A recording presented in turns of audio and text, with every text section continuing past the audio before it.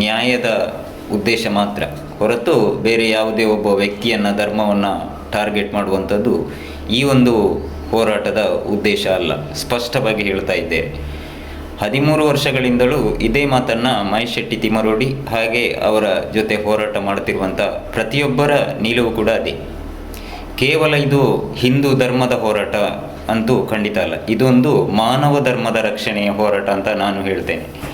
ಯಾಕೆ ಅಂತ ಹೇಳಿದರೆ, ಬಹಳಷ್ಟು ವರ್ಷಗಳಿಂದ, ಒಂದು 10-12 ವರ್ಷಗಳಿಂದ ಹೋರಾಟ ಮಾಡ್ತಾನೆ ಸತ್ಯ ಹಾಗೂ ಧರ್ಮ ಮತ್ತು ನ್ಯಾಯವನ್ನು ಪ್ರತಿಪಾದಿಸ್ತಾ ಬಂದಿರತಕ್ಕಂತಹ ಮಹೇಶ್ ಶೆಟ್ಟಿ ತಿಮರೋಡಿ ಅವರಿಗೆ ಈ ಒಂದು ಹೋರಾಟಕ್ಕೆ ಅಂತಲ್ಲ, ಅವರು ಯಾವುದೇ ಒಂದು ಹೋರಾಟವನ್ನು ಕೈಗೆತ್ತಿಕೊಂಡ್ರೂ ಕೂಡ ಅದರಲ್ಲಿ ಒಂದು ಬದ್ಧತೆ ಮತ್ತು ಸತ್ಯ ಸ್ಪಷ್ಟವಾಗಿ ಪಾರದರ್ಶಕವಾಗಿ ಈ ತನಕ ಹೋರಾಟವನ್ನು ಮಾಡಿದ್ದಾರೆ. ಮುಂದೆಯೂ ಅವರು ಮಾಡ್ತಾರೆ. ಅದಕ್ಕೆ ಅಣ್ಣಪ್ಪ ಹಾಗೂ ಮಂಜುನಾಥ ಸ್ವಾಮಿ ಸಾಕ್ಷಿ.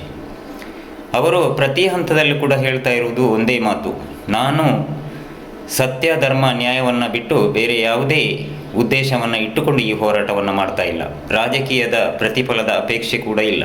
ಅದೇ ರೀತಿ ಪ್ರತಿಯೊಬ್ಬ ವ್ಯಕ್ತಿಯ ಸಾಮಾನ್ಯ ಜನರ ಒಂದು ಧ್ವನಿಯಾಗಿ ಮಹೇಶ್ ಶೆಟ್ಟಿ ತಿಮರೋಡಿ ಇರ್ಬೋದು. ಅದೇ ರೀತಿ ಈಗ ಬಹಳಷ್ಟು 1-2 ವರ್ಷಗಳಿಂದ ಗಿರೀಶ್ ಮಟ್ಟಣ್ಣನವರು ಈ ಒಂದು ಹೋರಾಟಕ್ಕೆ ಕೈ ಜೋಡಿಸಿದ ನಂತರ ಕಾನೂನಾತ್ಮಕವಾಗಿ ಯಾವ ರೀತಿಯ ಬದಲಾವಣೆಗಳು ಈ ಒಂದು ಹೋರಾಟದಲ್ಲಿ ಬಂದಿದೆ ಎಲ್ಲವನ್ನ ದಾಖಲೆ ಸಮೇತ ಯಾವುದೇ ಆಧಾರ ರಹಿತವಾಗಿ ಮಾತನಾಡುವಂಥ ವ್ಯಕ್ತಿ ಗಿರೀಶ್ ಮಟ್ಟಣ್ಣ ಸರ್ ಅವರು ಅಲ್ಲ.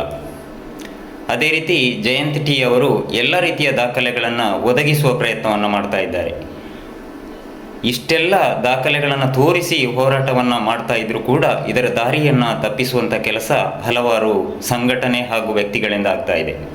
ಇದನ್ನೆಲ್ಲ ಗಮನಿಸಿದಂಥ ಒಂದು ಮಾನವ ಧರ್ಮವನ್ನು ಪ್ರೀತಿಸುವಂಥ ಒಂದು ಸಮಾಜ ಈ ಒಂದು ನಮ್ಮ ಹೋರಾಟಕ್ಕೆ ಶಕ್ತಿಯನ್ನು ನೀಡಿದೆ. ನಮಗೆ ಯಾವುದೇ ಜಾತಿ ಮತ ಧರ್ಮಗಳ ಭೇದವಿಲ್ಲ. ನಮಗೆ ಇರುವಂಥ ಒಂದೇ ಉದ್ದೇಶ ಸತ್ಯ ಹಾಗೂ ಪಾರದರ್ಶಕವಾದಂಥ ವ್ಯಕ್ತಿತ್ವ. ಇಡೀ ಒಂದು ರಾಜಕೀಯ ವ್ಯವಸ್ಥೆಯಲ್ಲಿ ಬರಬೇಕು.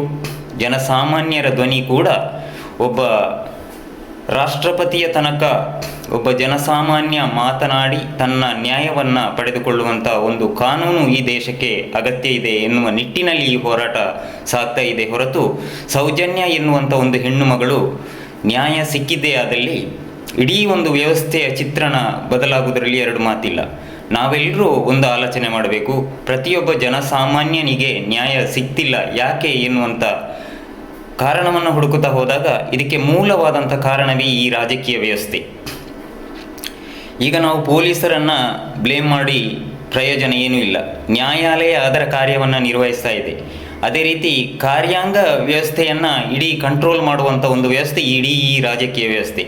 ಈ ರಾಜಕೀಯ ವ್ಯವಸ್ಥೆಯಲ್ಲಿ ಒಂದು ಅಮೂಲಾಗ್ರವಾದಂಥ ಬದಲಾವಣೆಯಾದಲ್ಲಿ ಇಡೀ ಒಂದು ದೇಶಕ್ಕೆ ಸುಭದ್ರವಾದಂಥ ಒಂದು ಸರ್ಕಾರವನ್ನು ನಿರ್ಮಿಸಿದಲ್ಲಿ ಎಲ್ಲ ರೀತಿಯ ಜನರಿಗೆ ಒಂದೇ ರೀತಿಯ ಪಾರದರ್ಶಕ ಆಡಳಿತ ಹಾಗೂ ನ್ಯಾಯ ಸಿಗುವುದರಲ್ಲಿ ಎರಡು ಮಾತಿಲ್ಲ. ಆ ಒಂದು ನಿಟ್ಟಿನಲ್ಲಿ ಈ ಹೋರಾಟ ಸಾಗ್ತಾ ಇದೆ ಹೊರತು ಯಾವುದೇ ಜಾತಿ ಧರ್ಮ ಮತ ಪಂಥಗಳನ್ನು ಹಿಡಿದುಕೊಂಡು ಹೋರಾಟದ ಅಗತ್ಯ ಕೂಡ ಇಲ್ಲ. ನಾವೆಲ್ಲರೂ ಈ ಹೋರಾಟದಲ್ಲಿ ಅತಿ ಹೆಚ್ಚು ಜನ ಧ್ವನಿಯನ್ನು ಮೊದಲಿಗೆ ಎತ್ತಿದ್ದು ಹಿಂದೂ ಸಮಾಜದ. ಆದರೆ ಭದ್ರಕೋಟೆಯಾಗಿರ್ತಕ್ಕಂಥ ಹಿಂದೂ ಭೂಮಿಯಲ್ಲಿ ಒಂದು ಹಿಂದೂ ಹೆಣ್ಣು ಮಗಳಿಗೆ ನ್ಯಾಯವನ್ನು ತೆಗೆಸಿಕೊಡಲಾರದಂತಹ ಜನಪ್ರತಿನಿಧಿಗಳು ನಮ್ಮ ಜೊತೆ ಇದ್ದು ಏನು ಪ್ರಯೋಜನ? ನಾವು ಇದೆಲ್ಲವನ್ನ ನಮಗೆ ತಿಳಿಸಿಕೊಟ್ಟಂಥ ಒಂದು ಹೋರಾಟ ಇದ್ದರೆ ಮಹೇಶ್ ಶೆಟ್ಟಿ ತಿಮರೋಡಿಯವರ ಈ ಸೌಜನ್ಯ ಹೋರಾಟ. ಇದಕ್ಕೆ ಈ ತುಳುನಾಡಿನ ಸತ್ಯಗಳೇ ಸಾಕ್ಷಿ. ಎಲ್ಲ ಸತ್ಯವನ್ನು ಹೊರಗೆಡಹಿದಂಥ ಈ ಸೌಜನ್ಯ ಎನ್ನುವಂಥ ಒಂದು ಹೆಣ್ಣು ಮಗಳು ಪ್ರತಿ ಬಾರಿ ಮಹೇಶಣ್ಣ ಹೇಳುವಂತೆ ಸೌಜನ್ಯ ಎನ್ನುವಂಥದ್ದು ಕೇವಲ ಒಂದು ಹೆಣ್ಣಲ್ಲ, ಅವಳು ಇಡೀ ಒಂದು ಪ್ರಪಂಚಕ್ಕೆ ಬೆಳಕನ್ನು ನೀಡುವಂಥ ಶಕ್ತಿಯಾಗಿ ನಮ್ಮನ್ನು ಬಿಟ್ಟು ಇವತ್ತು ಹೋಗಿರ್ಬೋದು. ಆದರೆ ಈ ಹೋರಾಟದ ಹಿಂದೆ ನಿಂತು ಈ ಶಕ್ತಿಗೆ ಒಂದು ಇನ್ನಷ್ಟು ಶಕ್ತಿಯನ್ನು ನೀಡಿದಂತಹ ಶ್ರೀ ಮಂಜುನಾಥ ಸ್ವಾಮಿ ಹಾಗೂ ಅಣ್ಣಪ್ಪ ಸ್ವಾಮಿಯ ದಯದಿಂದ ಈ ಹೋರಾಟ ನಿರಂತರವಾಗಿ ಸಾಗ್ತಾ ಇದೆ. ನ್ಯಾಯದ ಕಡೆಗೆ ಇನ್ನು ಕೆಲವೇ ಹೆಜ್ಜೆಗಳು ಮಾತ್ರ. ಈ ಒಂದು ಸಂದರ್ಭದಲ್ಲಿ ನಾವು ಯಾವುದೇ ರೀತಿ ವಿಚಲಿತ ಆಗುವಂಥ ಅಗತ್ಯ ಇಲ್ಲ. ನ್ಯಾಯ ಖಂಡಿತ ಸಿಕ್ಕೇ ಸಿಗ್ತದೆ. Justice for Soujanya.